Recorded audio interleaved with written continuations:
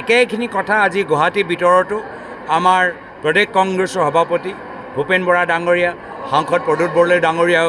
আহ্বান জনাইছে যিহেতু আজি অসমৰ চুকে কোণে এনেকুৱা হৈছে ইয়াৰ পূৰ্বে আমি বিভিন্ন পঞ্চায়ত নিৰ্বাচন আমি দেখিছোঁ কিন্তু কেতিয়াও ইতিহাসত এনেকুৱা মই পঞ্চায়ত নিৰ্বাচন দেখা নাই য'ত পুলিচক এনেদৰে ব্যৱহাৰ কৰি বিৰোধী দলৰ প্ৰাৰ্থীসকলক বহাবলৈ চেষ্টা কৰি আছে তো সেইকাৰণে লাহে লাহে হিমন্ত বিশ্ব শৰ্মা ডাঙৰীয়াৰ নেতৃত্বাধীন চৰকাৰৰ দিনত পুলিচ এটা ৰাজনৈতিক অস্ত্ৰ হৈ গৈছে অসমৰ ভিতৰত জংগল ৰাজ হিমন্ত বিশ্ব শৰ্মা ডাঙৰীয়াই আৰম্ভ কৰিছে সেইটোৱে তেওঁলোকৰ দুৰ্বলতাৰ প্ৰমাণ পুনৰবাৰ কৈছোঁ চেলেঞ্জ কৰিছোঁ পুলিচ বাহিনী আঁতৰত ৰাখি আহা আগন্তুক পঞ্চায়ত নিৰ্বাচনত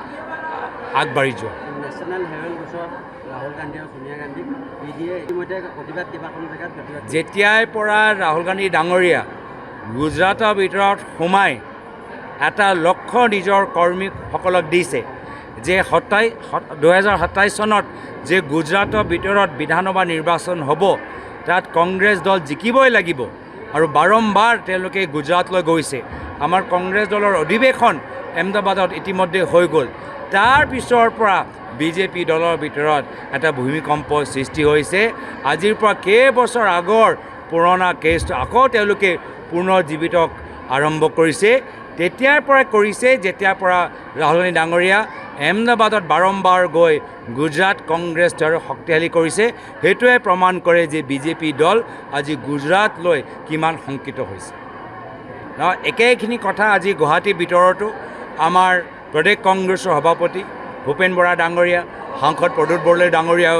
আহ্বান জনাইছে যিহেতু আজি অসমৰ চুকে কোণে এনেকুৱা হৈছে ইয়াৰ পূৰ্বে আমি বিভিন্ন পঞ্চায়ত নিৰ্বাচন আমি দেখিছোঁ কিন্তু কেতিয়াও ইতিহাসত এনেকুৱা মই পঞ্চায়ত নিৰ্বাচন দেখা নাই য'ত পুলিচক এনেদৰে ব্যৱহাৰ কৰি বিৰোধী দলৰ প্ৰাৰ্থীসকলক বহাবলৈ চেষ্টা কৰি আছে তো সেইকাৰণে লাহে লাহে হিমন্ত বিশ্ব শৰ্মা ডাঙৰীয়াৰ নেতৃত্বাধীন চৰকাৰৰ দিনত পুলিচ এটা ৰাজনৈতিক অস্ত্ৰ হৈ গৈছে অসমৰ ভিতৰত জংগল ৰাজ হিমন্ত বিশ্ব শৰ্মা ডাঙৰীয়াই আৰম্ভ কৰিছে সেইটোৱে তেওঁলোকৰ দুৰ্বলতাৰ প্ৰমাণ পুনৰবাৰ কৈছোঁ চেলেঞ্জ কৰিছোঁ পুলিচ বাহিনী আঁতৰত ৰাখি আহা আগন্তুক পঞ্চায়ত নিৰ্বাচনত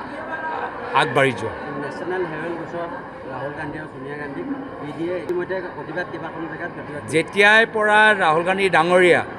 গুজৰাটৰ ভিতৰত সোমাই এটা লক্ষ্য নিজৰ কৰ্মীসকলক দিছে যে 2027 চনত যে গুজৰাটৰ ভিতৰত বিধানসভা নিৰ্বাচন হ'ব তাত কংগ্ৰেছ দল জিকিবই লাগিব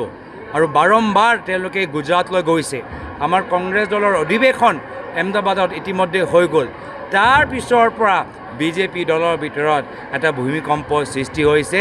আজিৰ পৰা কেইবছৰ আগৰ পুৰণা কেছটো আকৌ তেওঁলোকে পুনৰ্জীৱিত